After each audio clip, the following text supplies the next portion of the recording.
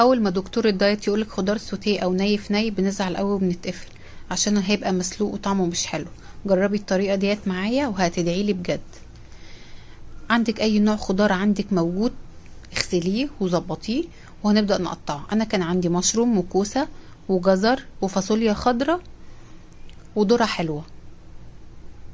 لو عندك بسلة حطي، بلاش بطاطس، ممنوع في الدايت بطاطس. لو انت بتعملي دايت وماشية منتظمة فيه بلاش بطاطس. لو انت بتحبي الخضار في العموم حطي البطاطس عادي، وممكن قلقاس كمان، بس في اي دايت مفيش بطاطس ولا فيه قلقاس.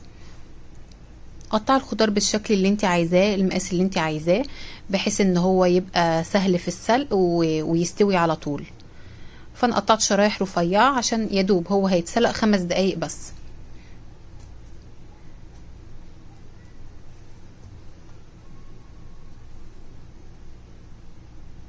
عندي مية مغلية فيها معلقة كبيرة من الملح، نزلت عليها الخضار وسبته يغلي حوالي 7 دقايق بالظبط.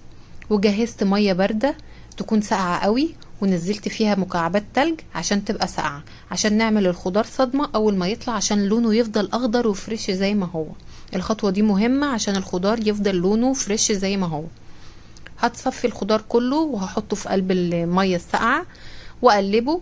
التلج طبعا هيسيح وكل حاجة، بس هيفضل لونه تمام. بعد كده هصفيه من المية بتاعه، وهجيب طاسة سخنة احط فيها معلقتين كبار من زيت الزيتون. لو حابة تستخدمي زبدة ماشي، بس احنا عايزين الوجبة كلها تبقى صحية. نزلت فيها ب3 فصوص توم كبار، ملح وفلفل وزعتر وروزماري. لو عندك الروزماري فريش اخضر هيبقى احلى. وحطيت عليه الخضار والمشروم والذرة، وزي ما قلتلك لو في اي نوع تاني حابة تضيفيه عادي. تقلبيه على النار شوية، مش هياخد كتير، يعني 2-3 كده هو اصلا مستوي.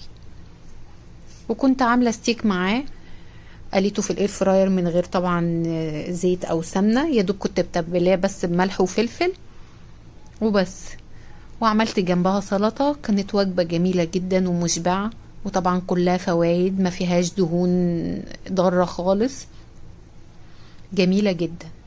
لو انتي بادئه دايت او عايزة تنزلي من وزنك ظبطي اكلك والدنيا هتبقى تمام.